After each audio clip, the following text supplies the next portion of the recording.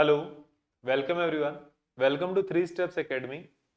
आज हम बात करने वाले हैं combination of capacitors and energy stored in a capacitor. ये दो हमारे मेन टॉपिक रहेंगे और इसके अंदर फिर हम डिस्कशन करेंगे। कॉम्बिनेशंस में अपना एक रहेगा series combination, then parallel combination. और एनर्जी स्टोर्ड में एक तो जो total energy stored in a capacitor, कि जब आप किसी भी कैपेसिटर को बैटरी से चार्ज जब कर रहे हो तो उसको आप कितना, उसके अंदर एनर्जी स्टोर होगी, पोटेंशियल एनर्जी कितनी स्टोर होगी, और उसके साथ उसके अंदर energy density, energy per unit volume कितना आएगा वहां पर। इन दो टॉपिक के बारे में एनर्जी के लिए डिस्कस करेंगे। तो अपने आज चार छोटे टॉपिक्स है और दो बड़े टॉपिक्स है, तो इनमें आपको हम डिस्कशन करेंगे। शुरू करते हैं अपना डिस्कशन बिना किसी टाइम वेस्ट किए। और अब हम शुरू कर रहे हैं कॉम्बिनेशन ऑफ कैपेसिटर। सबसे पहले आप ये दिमाग लगाओ, ये सोचो यहां पर कि कैपेसिटर का कॉम्बिनेशन की हमें जरूरत क्यों पड़ती है, या कैपेसिटर्स को अलग अलग तरीके से कंबाइन करने की, उनको एक दूसरे के साथ कनेक्ट करने की जरूरत क्यों पड़ती है, ये आपको सोचना होगा। इसके लिए यहां पर दो रिक्वायरमेंट होती है हमें, जिसमें से एक रिक्वायरमेंट तो यह है कि हमारे पास हो सकता है डिजायर्ड वैल्यू का कैपेसिटर ना हो, और हमारे पास अलग अलग जो कैपेसिटर है, जो दूसरी अदर वैल्यूज के जो कैपेसिटर वो अवेलेबल है खूब सारे, लेकिन डिजायर्ड वैल्यू का जिस वैल्यू की हमें जरूरत है उसका कैपेसिटेंस नहीं हो हमारे पास। एक तो उस कंडीशन में जरूरत पड़ती है। दूसरी कंडीशन ये हो सकती है कि हो सकता है हमारे पास जो अवेलेबल कैपेसिटर्स है या कोई भी इंस्ट्रूमेंट है जैसे जिनको हम कनेक्ट कर सकें, जिनका हम कॉम्बिनेशन कर सकें, लाइक कैपेसिटर्स हो गई, रेजिस्टेंस हो गई, बैटरीज हो गई, ये सब भी हो सकता है। तो जिसमें मेनली हम बात कर रहे हैं कैपेसिटर्स की यहां पर, और हम आगे बात करेंगे रेजिस्टेंस की। तो आपको सपोज हो सकता है आपके पास जो डिवाइस या कैपेसिटर है, उस कैपेसिटर में वोल्टेज होल्ड करने की, जो वोल्टेज बियर करने की जो कैपेसिटी है, वो उसके अंदर हो सकता है 300 वोल्टेज तक वो बियर कर सकता है। लेकिन आपके पास जो सर्किट के अंदर आने वाला पोटेंशियल है वो हो सकता है 100, बल्कि 1000 वोल्ट हो वहां पे। अगर 1000 वोल्ट है और आपका एक कैपेसिटर केवल 300 वोल्ट ही बियर कर सकता है, तो आपको यहां पर इस तरीके से कंबाइन करना पड़ेगा कि एक कैपेसिटर के ऊपर ओनली 300 वोल्ट या उससे कम की वैल्यू ही आए। ठीक है, तो आपने यहां पे क्या किया, तीन या चार डिफरेंट डिफरेंट कैपेसिटर को इस तरीके से कनेक्ट कर दिया कि आपके पास केवल एक कैपेसिटर के ऊपर मैक्सिमम 300 वोल्ट आए। इससे कम आ सकता है लेकिन इससे ज्यादा नहीं आना चाहिए। तो वहां पर इस एक पर्टिकुलर अरेंजमेंट कर सकते हो वहां पे। ऐसा भी हो सकता है कि जो कंपनीज होती है, जो मैन्युफैक्चरर्स होते हैं, वो कुछ स्टैंडर्ड वैल्यूज के ही कैपेसिटर्स एंड रेजिस्टर्स बनाते हैं। हम यहां पर कैपेसिटर्स की बात कर रहे हैं, तो हम ये मानते हैं कि जो कंपनी, जो मैन्युफैक्चरर है, वो कुछ स्पेशल, कुछ स्टैंडर्ड यूनिट्स, कुछ स्टैंडर्ड वैल्यूज होती है जो सबसे ज्यादा मैक्सिमम टाइम्स वो काम आते हैं, अलग अलग जगह पर वो यूज होते हैं। तो उन वैल्यूज के कैपेसिटेंसेस तो अवेलेबल है, या वो कैपेसिटर तो आपके पास आ जाते हैं, मिल जाते हैं, लैब में मिल जाते हैं, जहां पे आप काम करो वहां पे मिल जाते हैं, एक्सपेरिमेंट के लिए यूज करने के लिए किसी भी तरीके से। लेकिन आपको जरूरत किसी दूसरी कैपेसिटेंस की, दूसरी वैल्यूज की है। फॉर एग्जाम्पल मान लो मैन्युफैक्चरर्स जो बनाते हैं वो बनाते हैं 4 microfarad capacitors, 10 microfarad capacitors, 20 microfarad capacitors, या मान लो 1 माइक्रोफेरेड कैपेसिटर। ये अलग अलग वैल्यूज एग्जांपल के लिए ले रहे हैं कि मैन्युफैक्चर ये चार अलग अलग यूनिट्स के कैपेसिटेंस बनाते हैं क्योंकि ये ज्यादा काम आ रहे हैं। लेकिन आपको किसी एक पर्टिकुलर सर्किट के अंदर, किसी पर्टिकुलर डिवाइस के लिए आपको कैपेसिटेंस चाहिए 2 माइक्रोफेरेड। और ये भी हो सकता है कि आपके पास वो मैन्युफैक्चर तो बनाते हो लेकिन आपके पास प्रेजेंट टाइम में वो कहीं पर लैब में आपके पास अवेलेबल ना हो। आपके पास अवेलेबल है ओनली 4 माइक्रोफेरेड के कैपेसिटर्स, एंड आपको चाहिए 2 माइक्रोफेरेड कैपेसिटेंस चाहिए टोटल। तो अब आपको इनको इस तरीके से अरेंज करना होगा कि 4 माइक्रोफेरेड के अगर आप एक से ज्यादा कैपेसिटेंस को कंबाइन करते हो, तो आपको यहां पर 2 माइक्रोफेरेड आपका ओवरऑल नेट रिजल्ट आए। ठीक है, और कॉम्बिनेशन कौन सा है अगर आपको पता है तो आप कमेंट करके जरूर बताएं कि ये कौन सा कॉम्बिनेशन की बात कर रहे हैं हम। ठीक है, फिर इसके बाद हम बात करते हैं कि ऐसा भी हो सकता है कि आपके पास 4 माइक्रोफेरेड के खूब सारे कैपेसिटेंस है, लेकिन आपको चाहिए 10 माइक्रोफेरेड के, और 10 भी नहीं, मान लो 12 माइक्रोफेरेड के कैपेसिटेंस चाहिए। तो अब आपको किस टाइप का अरेंजमेंट करना है, कनेक्शन करना है, अगर आपको पता तो फिर से मेरे को बताया आप कमेंट करके कि यहां पर कौन सा कैपेसिटेंस काम आएगा। तो ये इस तरीके की हमारी रिक्वायरमेंट हो सकती है कैपेसिटेंस को अलग अलग कॉम्बिनेशन में कनेक्ट करने के लिए, और इसीलिए हम यहां पर इस टॉपिक को स्टडी करते हैं, कॉम्बिनेशन ऑफ कैपेसिटर्स। और अभी हम बात करेंगे इसकी कौन कौन से टाइप्स है। मेनली हमारे पास 2 टाइप्स के कॉम्बिनेशन होते हैं। पहला हम स्टडी करेंगे सीरीज कॉम्बिनेशन, या आप कह सकते हो सीरीज कनेक्शन, और दूसरा हमारा जो कनेक्शन होगा वो होगा parallel connection, parallel combination of capacitors. ये 2 टाइप के हमारे कॉम्बिनेशन होंगे और इनको हम यहां पर डिस्कस करेंगे। तो सबसे पहले है हमारे पास सीरीज कॉम्बिनेशन ऑफ कैपेसिटर्स। जब हम किसी भी कैपेसिटर को सीरीज में कनेक्ट करेंगे तो हमारे पास क्या रिजल्ट आएगा, क्या उनकी नेट कैपेसिटेंस आएगी, किस तरीके से उनका चार्ज डिस्ट्रीब्यूशन होगा, किस तरीके से वहां पे वोल्टेज डिस्ट्रीब्यूशन होगा, ये सब चीजें हमें इसके लिए पता होनी चाहिए, और उसी को हम आगे न्यूमेरिकल में या आगे जो हमारे क्वेश्चंस होंगे वहां पे इनको काम में ले सकते हैं।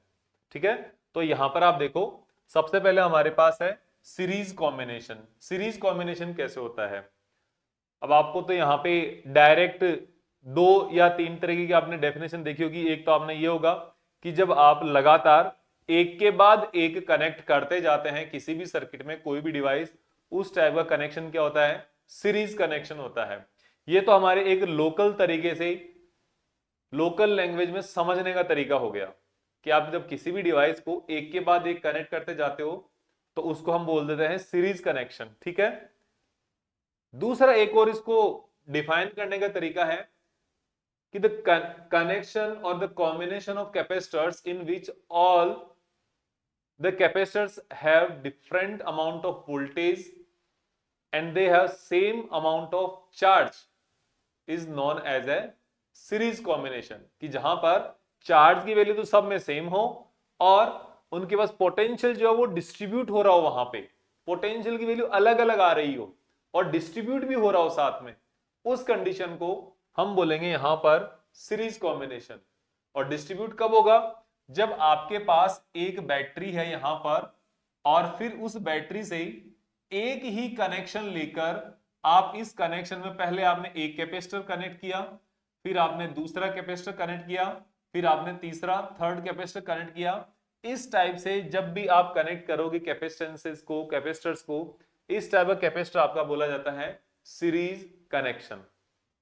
यहां पे आप दोनों तरीके से देख लो कि जब आप यहां से देखो तो एक के बाद एक कैपेसिटर्स कनेक्ट किए हुए हैं और फिर उसके बाद नेगेटिव टर्मिनल ऑफ बैटरी आ गया यहां पे। ठीक है, तो ये क्या हो गया, आपके पास कैपेसिटर्स का सीरीज कॉम्बिनेशन हो गया। और सीरीज कॉम्बिनेशन के अंदर जब ये कैपेसिटर्स यहां पर है और इन सब की कैपेसिटेंस क्या है, सबकी कैपेसिटी यहां पर अलग अलग है, C1 C2 एंड C3।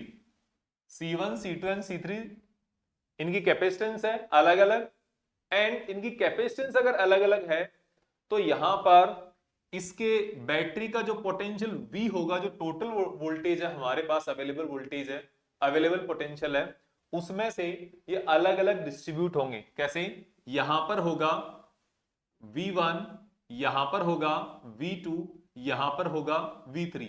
ये तीनों के पास अलग अलग पोटेंशियल कंज्यूम करेंगे, ये यहां पर पोटेंशियल ड्रॉप होगा। ठीक है, आप इस तरीके से मान सकते हो कि यहां पर मान लो इस बैटरी का अपने पास पोटेंशियल है 10 वोल्ट, तो यहां पे जो इनका टोटल सम जो होगा यहां पे इनका वैल्यूज आ सकती है 4, 3.5 एंड 2.5 वोल्ट, ऐसे हो सकती है। ठीक है, तो ये मैंने यहां पर क्या, इनका अलग अलग पोटेंशियल ड्रॉप हो गया सबके ऊपर डिफरेंट डिफरेंट, लेकिन इनका जो चार्ज है वो सबका सेम रहेगा जब आप इसको सीरीज कॉम्बिनेशन में कनेक्ट कर रहे हो उस कंडीशन में।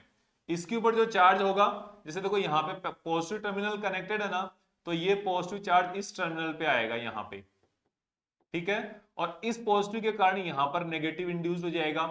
आप ऐसे समझ सकते हो, आप ये भी समझ सकते हो कि यहां पर नेगेटिव है तो यहां पर नेगेटिव आ जाएगा, फिर इसके ऊपर इस तरफ पॉजिटिव आ जाएगा और यहां पर नेगेटिव इस प्लेट पर, फिर यहां पर पॉजिटिव और यहां पर सामने वाली पर नेगेटिव।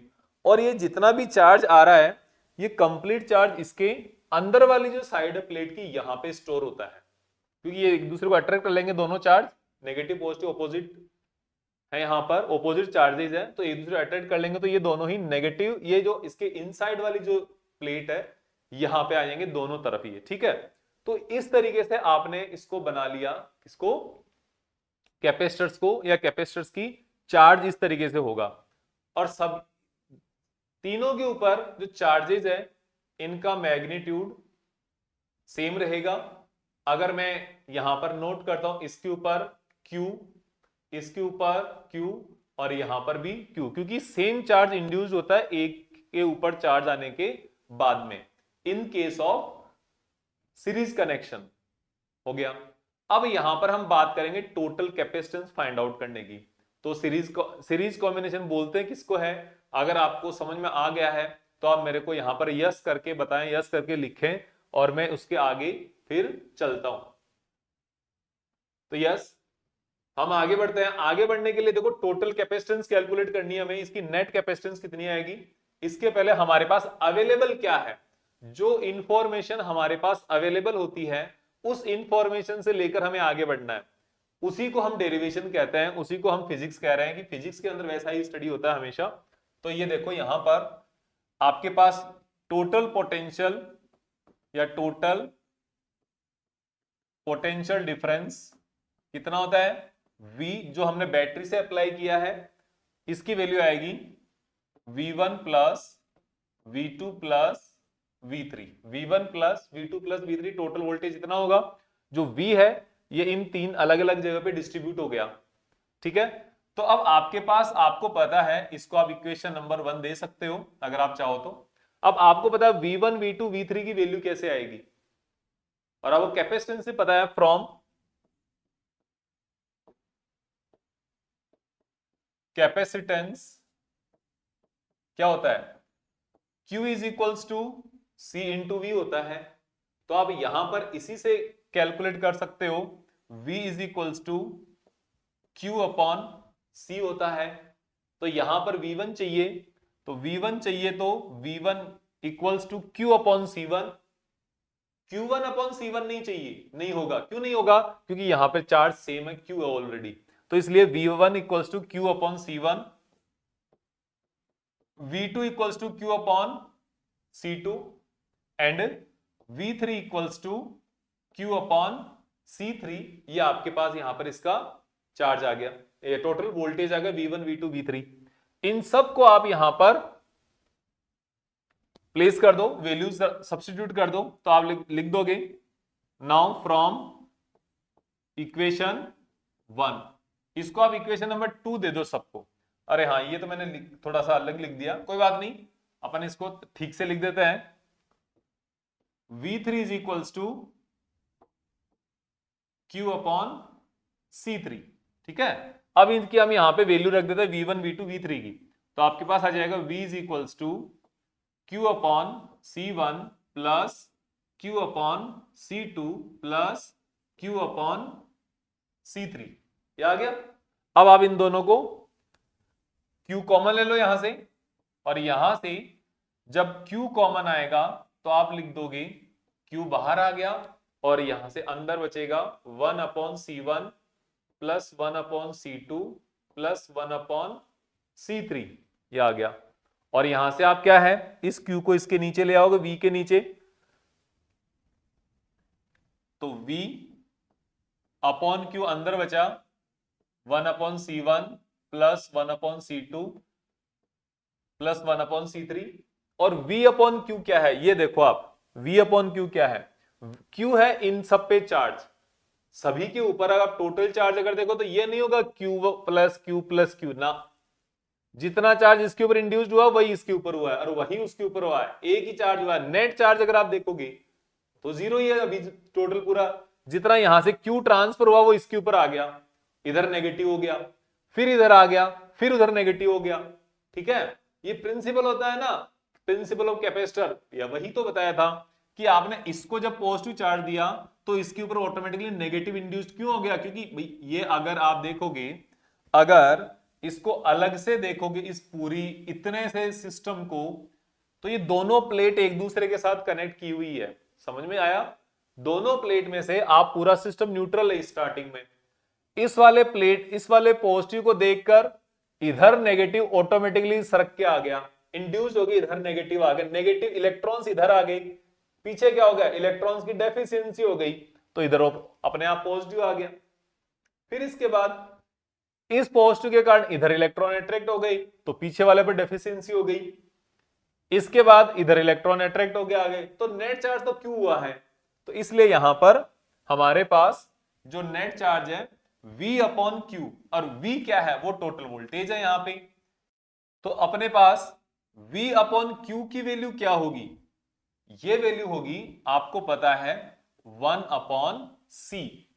कैसे 1 अपॉन सी, कैसे, ये ऐसे होगी, आप ये देख के चलो कि यहां पर again Q is equals to CV, अगर टोटल इसका कैपेसिटेंस C होगा, टोटल वोल्टेज V है, तो Q is equals to C into V, और यहां पर अगर आप C के लिए देखोगे तो C equals to Q upon V, और यहां पर क्या है, V अपॉन Q है, इसलिए आपके पास 1 अपॉन C आ गया इसके लिए। ठीक है, तो आप यहां पर इसको सब्स्टिट्यूट कर देंगे, तो अब आपके पास आ जाएगा therefore 1 upon C is equals to 1 upon C1 plus 1 upon C2 plus 1 upon C3, और C क्या है, CS, net capacitance of series combination. इस तरीके से आपके पास अगर आपने तीन कैपेसिटर्स को सीरीज में कनेक्ट किया है तो आपके पास ये नेट कैपेसिटेंस आ गई। ठीक है, और जब नेट कैपेसिटेंस आपके सामने ये आ चुकी है, तो अब आप एक बार के लिए लगाओ, ये आपको 3 डिफरेंट कैपेसिटेंसेस के लिए आ गई। अब अगर आपको देखना है कि n कैपेसिटर्स के लिए कितना होगा, फॉर n कैपेसिटर्स, अगर आपने यहां पर n कैपेसिटर्स लगा दिए, तो उस कंडीशन में क्या होगा, 1 upon CS is equals to 1 upon C1 plus 1 upon C2 plus 1 upon C3 plus dash dash dash up to 1 upon Cn, ये आपके पास n कैपेसिटर्स के लिए हो गया। और अगर n आइडेंटिकल कैपेसिटर्स हैं तब क्या होगा, अगर सारे जो कैपेसिटेंस है n identical capacitors, n identical capacitors के लिए क्या होता है, आपको पता है यहां पर C1 is equals to C2 is equals to C3 is equals to C4 dash dash dash up to Cn equals to C, जितने भी कैपेसिटेंस है सबकी जो इंडिविजुअल कैपेसिटेंस है वो सबकी सेम होगी, 2 microfarad 2 microfarad 2 microfarad 2 microfarad 2 microfarad ऐसे। तो इसके साथ अगर C हो गए सारे, C C C C C, तो इतने सारे C हो गए कि ये सब मिलकर देखते हैं क्या बनता है यहां पर, कि देखो 1 upon CS is equals to 1 upon C1, अब C1 C2 नहीं आएगा, अब 1 upon C plus 1 upon C plus 1 upon C dash dash dash up to 1 upon C। कितने टर्म्स है ये, कितनी टर्म्स है, कितनी बार है ये, तो आपको ये देखना है, ये हो गया n टर्म्स, ये n टर्म्स हो गई टोटल। जब n टर्म्स हो गए तो आप यहां पर देखो 1 upon CS is equals to, आप यहां से C एक बार एलसीएम ले लेते हैं, तो यहां पर बचेगा 1 प्लस 1 प्लस और कितने टाइम्स n टर्म्स है यहां पे, और n टर्म्स जब है तो 1 को आप n टाइम्स अगर ऐड करोगे तो ये किसी को बताने की जरूरत नहीं है, ये आपका आ गया 1 अपॉन CS, और यहां से निकल के आएगा CS is equals to C upon N। अगर आपने N आइडेंटिकल कैपेसिटर्स अगर ऐड किए हैं तो उसकी कैपेसिटेंस N टाइम्स डिक्रीज हो गई, N टाइम्स डिक्रीज हो गई। इसका आप फिजिकली, इसका जो मैथमेटिकली मतलब देख लो आप क्या है, ठीक है। फिजिकली तो जब आप इसको यूज करते हैं तब पता चलता है डायरेक्ट, तो मैथमेटिकली मैं आपको बता देता हूं क्या। अगर आपने 10 माइक्रोफैरेड के जो कैपेसिटर्स है वो आपने 5 कैपेसिटर्स लिए और वो भी इन सीरीज कनेक्ट किया, तो आपके पास टोटल कैपेसिटेंस कितनी आ गई? CS इज इक्वल्स टू आपके पास आएगा C अपॉन N। 10 इसकी कैपेसिटेंस है, अपॉन 5 आपका नेट कैपेसिटेंस कितनी हो गई? यहां पर हो गई 2 माइक्रोफैरेड कैपेसिटेंस हो गई। इस तरीके से आपका माइक्रोफैरेड कैपेसिटेंस कम भी आती है। जब मैंने आपको यहां पर स्टार्टिंग किया था टॉपिक की, तो मैंने आपको एक थोड़ा सा एग्जांपल बताया था कि आपके पास अगर सपोज बहुत सारे 4 माइक्रोफैरेड के कैपेसिटेंस है लेकिन आपको 2 चाहिए, तो क्या करोगे? 4 डिवाइडेड बाई 2 इक्वल्स टू 2। अब आप 2 कैपेसिटर्स को सीरीज में कनेक्ट कर दोगे तो ऑटोमेटिकली आपके पास 4/2 आ जाएगा, तो 2 माइक्रोफैरेड का नेट आ गया ना कॉम्बिनेशन। इस तरीके से सीरीज कॉम्बिनेशन काम में आता है। लेकिन यहां पर मोस्टली क्या होता है, 2 कैपेसिटर्स दिए हुए होते हैं, तो 2 कैपेसिटर जब आपके पास दिए हुए हैं ना, तो उसको डायरेक्ट याद करो आप शॉर्ट में। अब 2 के लिए आपको ये नहीं करना 1/CS equal to 1/C1 plus 1/C2, फिर आप इसको सोल्व कर रहे हो, एलसीएम वगैरह ले रहे हो, ऐसा कुछ नहीं करना। अगर 2 कैपेसिटर्स दिए हुए हैं ना, तो आपको क्या करना है, यहां पर हम लिख लेते हैं फॉर 2 कैपेसिटर्स। 2 कैपेसिटर होने पर हमें क्या करना है, 1/CS is equals to 1/C1 plus 1/C2। देखो अगर दोनों कैपेसिटर अगर आइडेंटिकल है ना, तब तो हमारे पास ये आ गया 1/CN। ठीक है, इसको मैं यहां पर मार्क कर देता हूं क्योंकि ये इंपॉर्टेंट है, एक छोटा फॉर्मूला है, इसको आप नोट कर लेना। और अब हम जो है 2 कैपेसिटर्स के लिए जो कर रहे हैं, तो यहां पर 1/C1 प्लस 1/C2, तो आप यहां पर आप देख लोगे कि 1/CS इज इक्वल्स टू, ये C थोड़ा ठीक से लिख देता हूं, एलसीएम आ जाएगा C1 C2, तो यहां पे C1 से तो ये कट जाएगा तो C2 आ जाएगा और ये C1 आ जाएगा। एडिशन में है, चाहे पहले C1 लिखो चाहे बाद में लिखो, कोई फर्क नहीं पड़ता। और आप यहां पर total CS is equals to आ जाएगा C1 C2 upon C1 plus C2। आप ये देखो इसमें क्या है, इसको शॉर्ट में लर्न करने का तरीका यह है कि ऊपर क्या है, दोनों कैपेसिटर का मल्टीप्लाई, और नीचे क्या है, एडिशन। ये एडिशन हो गया इसका, ठीक है। तो इस तरीके से एडिशन और ऊपर मल्टीप्लाई, कि दोनों का आपने ऊपर मल्टीप्लाई किया नीचे ऐड कर दिया, आपके पास नेट कैपेसिटेंस आ जाएगी रेशियो से। ठीक है, तो ये आपका सीरीज कॉम्बिनेशन पूरा होता है। बहुत सिंपल है series combination and parallel combination. Derivation तो न्यूमेरिकल आते हैं, वो क्वेश्चन आते हैं, वो भी काफी इजी होते हैं। अभी यहां पर आपके पास क्या पूछा जा सकता है, इसमें आपके पास पूछा जा सकता है वोल्टेज। वो अगर मान लो V1 पूछा जाए, ठीक है, तो वोल्टेज अगर पूछा जाएगा तो आप कैसे कैलकुलेट कर दोगे, Q अपॉन C1, सीधी से है। Q कहां से आ जाएगा, Q आपके पास आ जाएगा फॉर्मूले से, कि देखो यहां पे 2 तरीके हैं करने के। सबसे पहले आपको नेट कैपेसिटेंस कैलकुलेट करनी ही है। नेट कैपेसिटेंस कितनी है, CS, जो आपको इस फॉर्मूला से आएगी। नेट कैपेसिटेंस कैलकुलेट करने के बाद में आपको कौन सा फॉर्मूला लगा देना है, ये Q equals to C V. V कौन सा, बैटरी का, C कौन सा, टोटल कैपेसिटेंस का, तो टोटल चार्ज आ गया।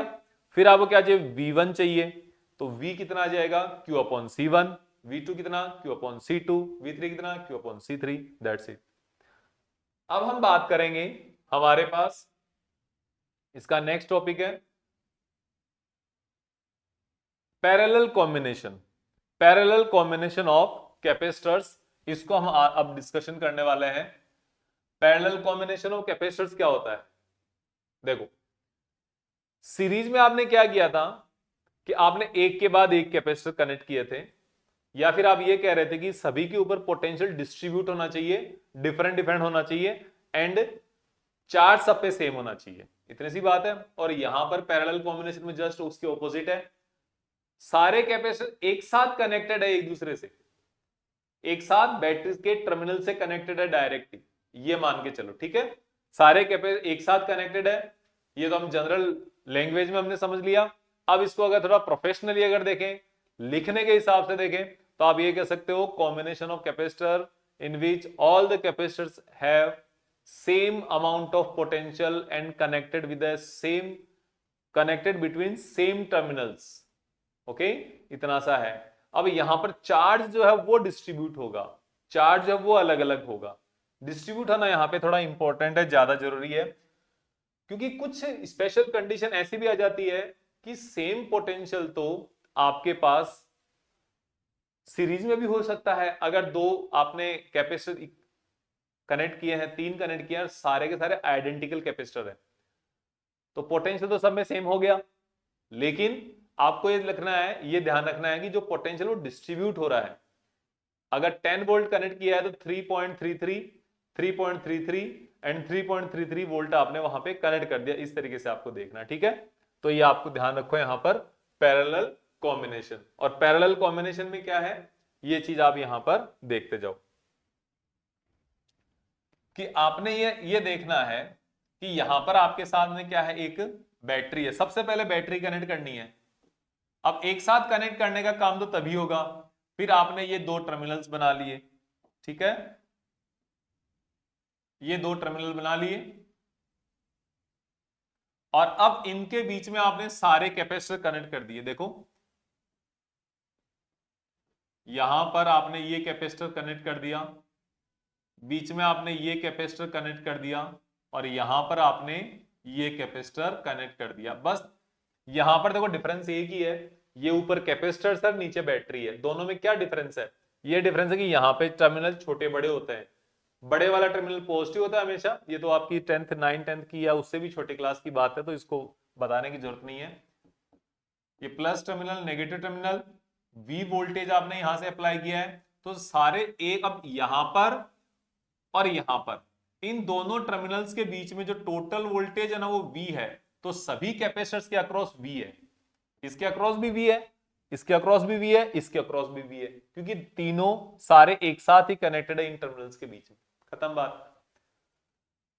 फिर हमारे पास है कि इसकी कैपेसिटेंस हम बात करें पहले वाले की C1, इसकी C2, इसकी C3, ये कैपेसिटेंस हो गई।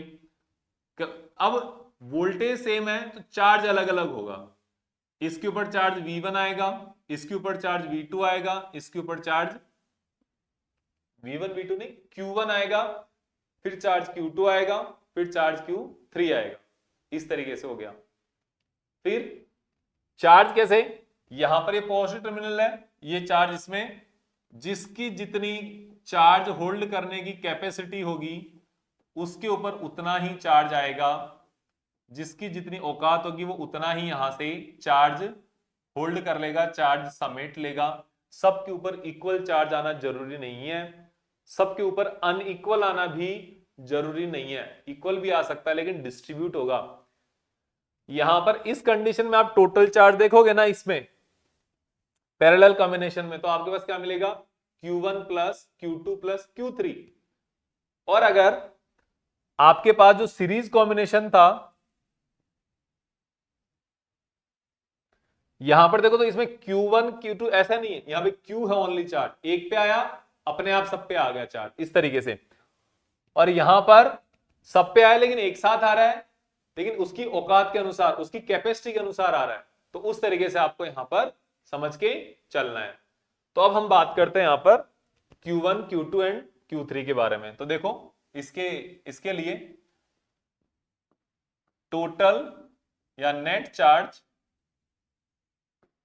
इन circuit, total charge on the circuit कितना होगा, Q is equals to Q1 plus Q2 plus Q3, Q1 plus Q2 plus Q3।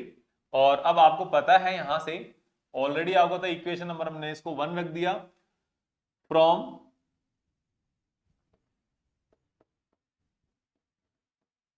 Capacitance, तो क्या होता है Q is equals to CV, तो आपको Q1 चाहिए तो C1 V1, ऐसे तो Q1 इक्वल C1 V1, लेकिन V तो सब में सेम है, तो V1 नहीं आएगा, ओनली V आएगा।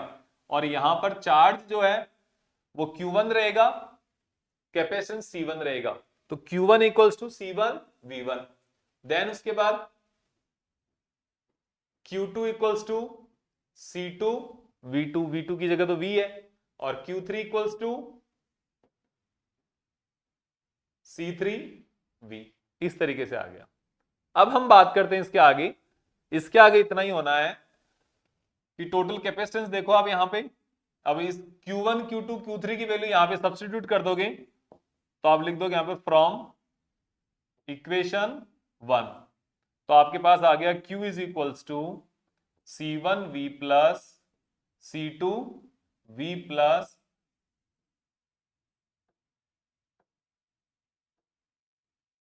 C3V। कॉमन क्या आ रहा है? V कॉमन आ गया, अंदर बचेगा C1 C2 C3 Q, और ये जो V है ना, ये नीचे इसके Q के नीचे ले आओ, और C1 plus C2 plus C3, और Q अपॉन V क्या बन जाता है? Charge upon volt potential. ये इसकी टोटल, उस पूरे सर्किट का चार्ज कितना है? Q है। पूरे सर्किट का वोल्टेज कितना है? V है। तो इन दोनों का रेशियो पूरे सर्किट की कैपेसिटेंस हो जाएगी। तो ये आ जाएगा यहां पर Cp is equals to C1 plus C2 plus C3। ये आपके पास नेट कैपेसिटेंस आ गई, ठीक है। और यहां पे आप लिख दोगे Q upon V is equals to क्या है? आपने Cp लिया है। तो ये क्या है, लिखना जरूरी होता है अगर आपको डेरिवेशन आता है तो। एग्जाम में इन्हीं चीजों के थोड़े थोड़े नंबर जुड़ते हैं जब आपको पूरे एग्जैक्ट फुल मार्क्स लाने होते हैं उस कंडीशन में। अगर आपको 50 में 55 में 45 में अगर काम चलाना होता है तो आप थोड़ा स्किप करते हुए जाते हो, थोड़ा थोड़ा लिखते हो, थोड़ा मिस कर देते हो, ऐसे भी अगर करते हो तो वो चल जाता है काम। अगर आप पास होने वाले हो फिर तो थोड़ा ज्यादा लिखना वैसे भी चाहिए, लेकिन पास होने वाले को टीचर्स धक्का देके पास कर देते हैं। लेकिन यहां पर सबसे अच्छी बात यह है कि जितना अच्छा लिखोगे, जितना जरूरी है सफिशिएंट लिखोगे, उतना ज्यादा आपको सही है, ठीक है। तो इस बात को ध्यान रखना। अब हम बात करते हैं इसके n नंबर ऑफ कैपेसिटर्स के लिए। तो n नंबर ऑफ कैपेसिटर्स के लिए क्या होगा? For n number of capacitors, तो n के लिए आ जाएगा C parallel equals to C1 plus C2 plus C3 up to Cn। और ये सारे n कैपेसिटर आइडेंटिकल हो जाए तो आप लिखोगे for n number of identical capacitor. और n number of identical capacitor जब होंगे आपके पास तो ये क्या होंगे? C1 equals to C2 equals to C3 और dash dash dash up to Cn equals to C। ये सारे C हो जाएंगे, C के इक्वल हो जाएंगे ये सारे, ओके। तो अब आप यहां पर देखोगे तो ये बनेगा Cp equals to C plus C plus C plus dash dash dash up to C। और अप टू क्या? ये सारे C ही है, यहां पर n तो है नहीं, तो आप यहां पे लिखोगे कितनी टर्म्स है? n टर्म्स है ये, ठीक है। और n टर्म्स आने के बाद आप लिखोगे भी सारा C कॉमन आ गया, या n टाइम्स अगर C है तो सीधा लिख दोगे, इतना ज्यादा अनपढ़ भी नहीं हो आप, ठीक है। तो ये आपके पास n कैपेसिटर्स के लिए आ गया सिंपल। अब यहां पे अलग से 2 कैपेसिटर्स के लिए करने की जरूरत नहीं है, कि जो फॉर्मूला वो डायरेक्ट है, प्लस में है, ऐड करते जाओ जितने भी आपको कैपेसिटर्स मिल रहे हैं। अब यहां पर मान लो क्या हुआ, आपके पास अगर 2 माइक्रोफैराड के कैपेसिटर्स है अगर, और आपने 5 कैपेसिटर्स आपने अगर ऐड किए हैं, 5 नंबर से अगर यहां पर, तो आपके पास 2 इंटू 5 इक्वल्स टू 10 माइक्रोफैराड आपके पास नेट कैपेसिटेंस आ जाएगी। तो इसलिए डायरेक्ट मल्टीप्लीकेशन का काम है ये। और अगर यहां पर आप देख रहे हो तो आपको अगर अलग अलग कैपेसिटेंसेज है, सबको आपको नेट कैपेसिटेंस कैलकुलेट करनी है तो टोटल कर देना है, सबका एडिशन कर देना है, खत्म आपका काम। तो इस तरीके से आपने क्या किया है, पैरेलल कॉम्बिनेशन ऑफ कैपेसिटेंस भी खत्म कर लिया, और पैरेलल कॉम्बिनेशन का कनेक्शन ज्यादा इजी है सीरीज के कंपैरिजन में भी। बनाना सीरीज का आसान है, जो अदर जो डिवाइसेज है जैसे कि आप देखोगे सेल का कॉम्बिनेशन हो गया, रेजिस्टेंसेस का कॉम्बिनेशन हो गया, वहां पर आपको सीरीज वाला इजी मिलेगा, लेकिन यहां पर आपके सामने पैरेलल वाला इजी मिलेगा। ठीक है, तो ये आपको देखना है। और यहां पर न्यूमेरिकल में क्या पूछा जा सकता है, आपको यहां पर टोटल चार्ज पूछ सकते हैं, किसी एक इंडिविजुअल पे चार्ज पूछ सकते हैं, तो इंडिविजुअल पे पूछने तो कुछ नहीं करना, कैपेसिटेंस तो गिवन ही गिवन रहेगी, बैटरी का पोटेंशियल गिवन रहेगा ही रहेगा, तो Q1 इक्वल टू C1V1, तो V1 तो है V हो जाएगा, Q2 equal to C2V, Q3 equal to C3V। इस तरीके से आपको टोटल यहां पर काम में ले लेना है, काम करना है, इजी वे में हो जाएगा, ज्यादा मुश्किल नहीं है। नेट कैपेसिटेंस आपको एडिशन के साथ आ जाएगी, तो यहां पर इतना मुश्किल कुछ भी नहीं है in the case of combination in capacitors. और कॉम्बिनेशन ऑफ कैपेसिटर्स के बाद अपना नेक्स्ट जो टॉपिक आएगा वो रहेगा energy stored in a capacitor. Energy कितनी स्टोर होती है जब उसको हम चार्ज करते हैं, वो हम अभी स्टडी कर देंगे इसी के जस्ट बाद।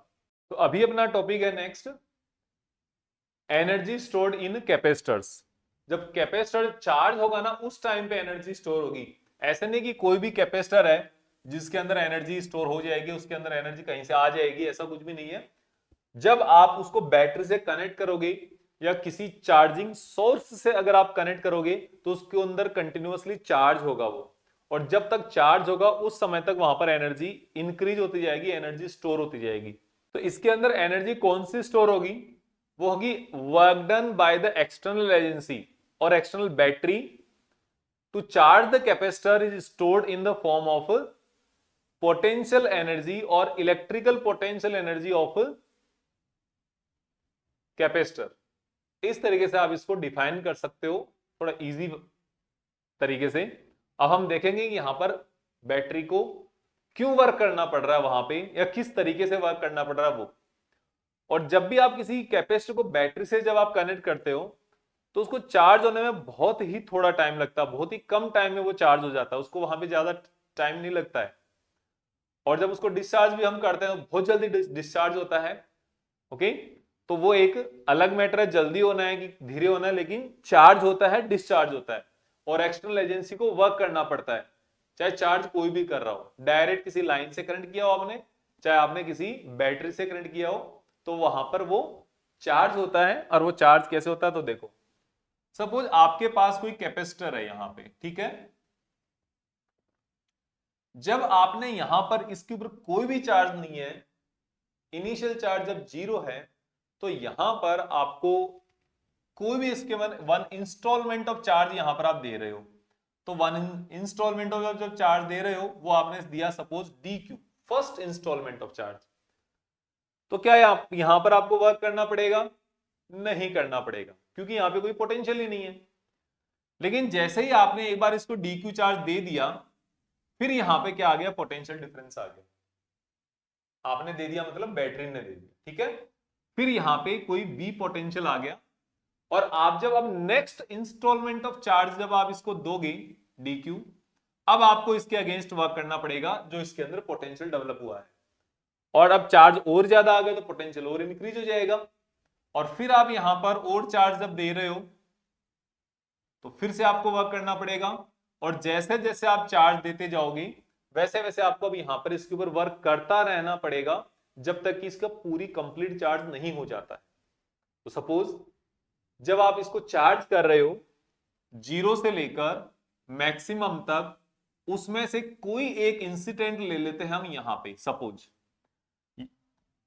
इस जगह पर टोटल जो चार्ज है इसका, आपने जैसे DQ, फिर DQ, DQ, DQ, ऐसे अगर आप लगातार इसको जब चार्ज देते जा रहे हो तो उस कंडीशन में आते आते एक पॉइंट आया जहां पर इसके पास कितना चार्ज है, Q चार्ज है, स्मॉल Q चार्ज आ गया, ठीक है। जब स्मॉल Q चार्ज इसके ऊपर आ गया तो यहां पर कुछ पोटेंशियल भी रहा होगा, V पोटेंशियल आ गया। तो अब नेक्स्ट इंस्टॉलमेंट ऑफ जब चार्ज आप इसको दे रहे हो, अब जब आप इसको DQ चार्जेस को दोगे तो आपको फिर से वर्क करना पड़ेगा, और यही वर्क आप पहले फाइंड आउट कर लो। पहले स्मॉल चार्ज देने के लिए, स्मॉल चार्ज से इसको चार्ज करने के लिए वर्क डन फाइंड आउट कर लो। फिर आप यहां पर 0 से लेकर कैपिटल क्यू चार्ज तक जितना फुल चार्ज करो वहां तक का वर्क हम फाइंड आउट कर लेंगे। और किसी एक रैंडम बीच में इंस्टेंट पर इसका नेट चार्ज कितना है, वोल्टेज कितना है, V है। तो हम देखते हैं, देखो आगे। Let at an instant when charge on capacitor is Q and potential V। Capacitor में चार्ज तो Q है और पोटेंशियल कितना है, V है। तो इस टाइम पर dq चार्ज यहां पर देने के लिए कितना वर्क करना पड़ेगा। तो आप ये देखोगे यहां पर कि work done on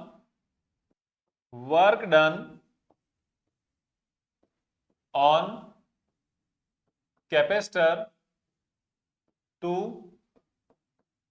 provide charge dq charge देने के लिए आपको कितना वर्क करना पड़ेगा, at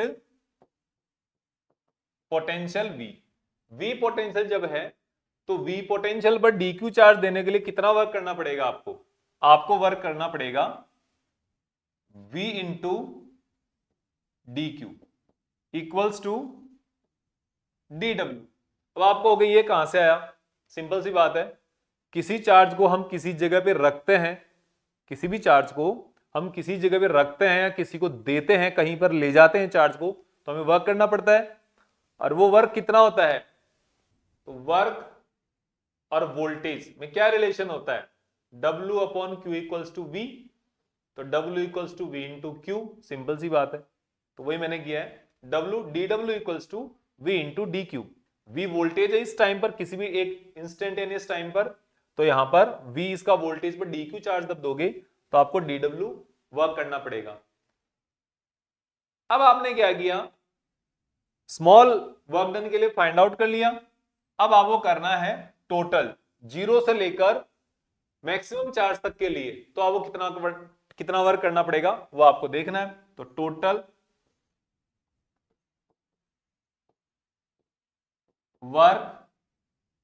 work done to charge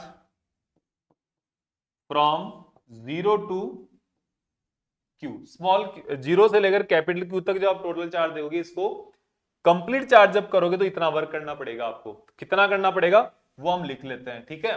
तो उसके लिए आप देखो, integration of dW is equals to integration of V into dq और 0 टू कैपिटल Q, कि जहां तक आपने टोटल चार्ज किया है 0 से मैक्सिमम तक, तो वहां तक 0 टू कैपिटल Q, इतना चार्ज, इतना वर्क आपको करना पड़ेगा, ठीक है।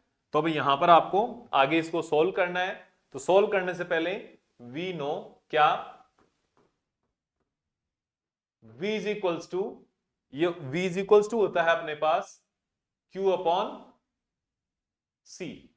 C इसकी कैपेसिटेंस, Q इसका किसी इंस्टेंट पर वोल्टेज या पोटेंशियल, तो Q upon C is equals to क्या आएगा आपके लिए, V आ जाएगा। तो ये मैंने यहां पर सब्स्टिट्यूट कर दूंगा। तो देयरफॉर आप यहां पे लिख दोगे integration dW is equals to integration 0 to capital Q और Q upon C into dQ। E आपके पास फाइनल वैल्यू आ गया। अब इसको आपको डायरेक्ट इंटीग्रेट कर देना है। तो टोटल आपका वर्क डन हुआ इंटीग्रेशन के, dW का इंटीग्रेशन W, और यहां पर उस साइड में जब आप देखोगे 1 अपॉन C, ये तो कांस्टेंट, यहां पे D के साथ में जो टर्म आती है ना वो वेरिएबल होता है, उसके अलावा रिमेनिंग सारे कांस्टेंट, ओके। और ये आ जाएगा Q to the power 1 plus 1 upon 1 plus 1। ये आपका इंटीग्रेशन का डायरेक्ट फॉर्मूला, x का इंटीग्रेशन कैसे करते हो, और 0 से Q तक के लिए। और आप इसको अगर फॉर्मूला नहीं लिखना, आप डायरेक्ट भी लिख सकते हो, Q स्क्वायर अपॉन 2 0 से Q, ये आपके पास वैल्यू आ गई। और आप यहां पर इसको लिमिट्स रख देंगे इंटीग्रेशन की, तो W is equals to 1/C, और लिमिट्स जब रखोगे Q square upon 2 minus 0 square upon 2, तो जीरो वाला तो जीरो हो गई टर्म, और आपके पास ये W is equals to Q square upon 2C। ये आपके पास क्या अभी तक वर्क डन है। आपको क्या चाहिए, आपको यहां पर चाहिए वर्क डन की बजाय पोटेंशियल एनर्जी। तो जो ये वर्क डन है यही इसकी पोटेंशियल एनर्जी की फॉर्म में स्टोर हो जाएगा। तो U is equals to Q square upon 2C, ये आपके पास यहां पर इसकी पोटेंशियल एनर्जी आ गई। ठीक है, अब आपको इसको अलग दूसरी टर्म्स में भी लिखना है। एक टर्म तो अपने पास ये आ गई, इसको स्टार बना लो, दिस इज इंपॉर्टेंट। ठीक है, ये आपको ध्यान रखना है। फिर हमारे पास है कि जब हम Q की वैल्यू लिख सकते हैं, Q इक्वल्स टू क्या होता है, C इंटू वी होता है Q इक्वल्स टू। तो ये वैल्यू आ जाएगी यहां से U is equals to C square V square upon 2C। तो C से C कैंसिल आउट, तो ये हो जाएगा 1/2 C V स्क्वायर। तो ये क्या हो गया आपके पास, ये आपके पास अलग एक अदर फॉर्मूला हो गया एनर्जी स्टोर का। इक्वेशन नंबर फिर से स्टार, क्योंकि स्टार वो इंपॉर्टेंट है आपके लिए, काम आने वाली है। और फिर हम यहां पर इसकी बात कर लेंगे कि यहां पर हम C की वैल्यू भी रख सकते हैं इसके अंदर। तो C की वैल्यू, C इक्वल्स टू क्या होता है, C इक्वल्स टू आपके सामने हो जाता है Q अपॉन V, तो रखो वहां पे।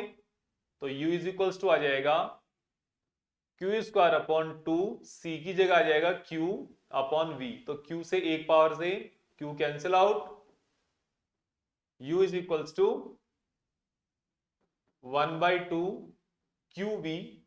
और ये आपको अगर यहां पर देखना है तो ये एनर्जी का थर्ड फॉर्मूला आ गया।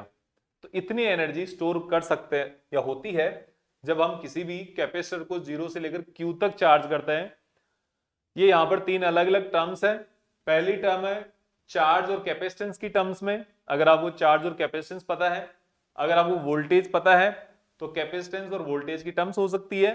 और ये कम काम में आते हैं Q एंड V, क्योंकि या तो आपको कैपेसिटेंस गिवन होती है और बैटरी से पोटेंशियल पता होता है, तो आप ये काम में ले सकते हो। और फिर कई बार आपको चार्ज की अगर टर्म पता है तो आप ये काम में ले सकते हो। तो यहां पर सबसे इंपॉर्टेंट एक नंबर पे, उससे कम 2 नंबर पे, ये मान लो 3 स्टार है, वो 2 स्टार है, और ये क्या है, ओनली 1 स्टार है। ये इस तरीके से आपको समझ के चलना है। 3 स्टार वाला आपको ज्यादा ध्यान में रखना है। ओके, तो इस तरीके से आपको डेरिवेशन वहां पे पहुंचेगा, जो डेरिवेशन है वो वहां पे पहुंचेगा। तो इस तरीके से आपको यहां पर अच्छे से ध्यान रखना है और काम करना है। तो इसके बाद अब जो हमारे पास हमने एनर्जी स्टोर करी है पूरे कैपेसिटर के अंदर करी है, तो कैपेसिटर की जो भी साइज होगी वो पोटेंशियल एनर्जी आ जाएगी इससे। हमें चाहिए कि पर यूनिट वॉल्यूम पर कितनी एनर्जी स्टोर होगी कैपेसिटर के अंदर, जो उसका अंदर वॉल्यूम है, उसके अंदर जो जो भी उसका एनवायरमेंट है अंदर, उसके वहां पर यूनिट वॉल्यूम में कितनी एनर्जी स्टोर होगी, उसके अनुसार हम उसके अकॉर्डिंग हम बात करते हैं अभी नेक्स्ट टॉपिक पे। तो यहां पर है एनर्जी डेंसिटी इन कैपेसिटर। और आपको पता है जब भी हमारे पास डेंसिटी का नाम आता है ना, डेंसिटी का नाम आते हमारे पहले सबसे पहले ध्यान में क्या आता है, मास अपॉन वॉल्यूम। अब यहां पर एक चीज तो कांस्टेंट है, क्या, वॉल्यूम। लेकिन जो दूसरी चीज है ना यहां पे, वो थोड़ी थोड़ी बदल सकती है। कैसे, अगर आपको मास डेंसिटी निकालनी है तो मास अपॉन वॉल्यूम, अगर आपको चार्ज डेंसिटी निकालनी है तो चार्ज अपॉन वॉल्यूम, अगर सरफेस चार्ज डेंसिटी निकालनी है ना तो फिर अलग हो जाएगा, फिर वॉल्यूम की जगह भी चेंज हो जाएगा, चार्ज अपॉन सरफेस एरिया। ध्यान रखना। पॉपुलेशन डेंसिटी कैसे निकालते हो, number of people living in particular area upon area. तो वहां पे आपको एरिया चाहिए, लेकिन इसके अलावा जितने भी चीजें हैं, ज्यादातर जो चीजें हैं वहां पे आपको वॉल्यूम तो फिक्स है, लेकिन ऊपर वाली चीजें बदल जाती है। चार्ज आपके पास mass density mass upon volume, energy density के लिए एनर्जी अपॉन वॉल्यूम।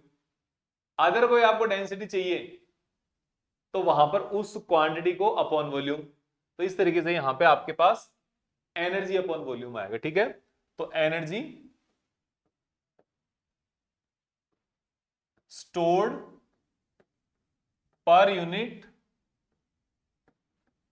वॉल्यूम, इस तरीके से आपको ध्यान में रखना है। Energy stored per unit volume, तो आप इसको स्मॉल यू से रिप्रेजेंट कर देते हैं, तो वी स्मॉल यू से रिप्रेजेंट कर देते हैं, तो ये आ जाता है U upon V, V for volume, यहां पे आपका V फॉर वॉल्यूम हो जाएगा। तो एनर्जी कितनी है? एनर्जी है आपके पास, एनर्जी है आपके पास यहां पर Q स्क्वायर अपॉन 2C, एक वॉल्यूम आपके साथ में है। ठीक है ना? अब आप बताओ, आपके पास इस तरीके का कोई कैपेसिटर है,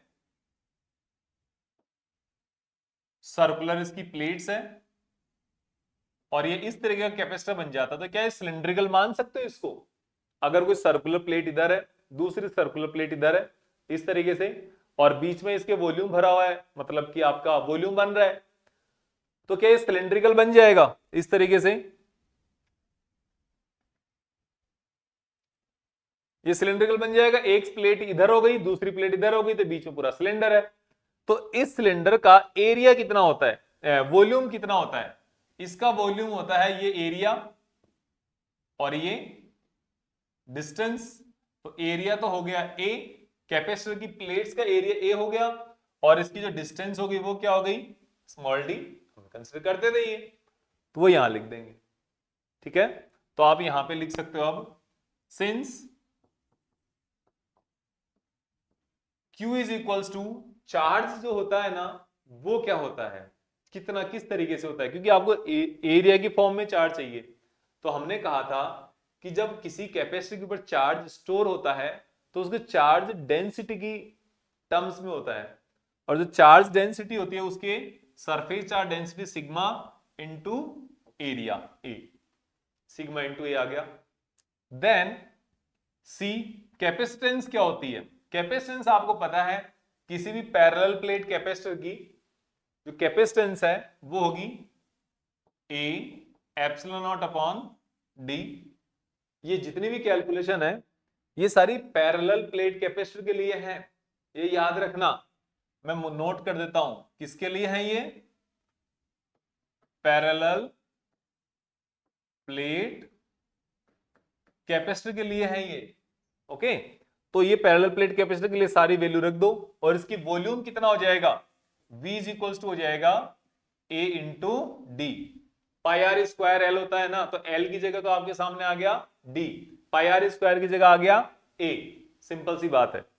तो ये इतना अच्छे से, अगर इतना सिंपल तरीके से आपको समझाना पड़ेगा तो कितने दिन लग जाएंगे? तो आपको लिखना है यहां पे sigma square A square upon 2 C की जगह आ गया A epsilon not upon D into A into D. आप अपने आप देख लो कौन सा कट गया और कौन सा रह गया। देखो, D से D कैंसिल आउट, और दोनों जो एरिया मल्टीप्लाई में इसकी पूरी एरिया स्क्वायर कैंसिल आउट, हमारे पास बचा है U is equals to sigma upon 2 epsilon naught. बस अब हमें सिर्फ एक काम करना है, मैं यहां पर एप्सिलॉन नॉट से ऊपर और एप्सिलॉन से नीचे मल्टीप्लाई कर दिया, तो आपके पास आ गया 1/2 सिग्मा। ये वाला तो मैंने पहले लिख दिया, और फिर मैंने लिख दिया sigma square upon epsilon not square.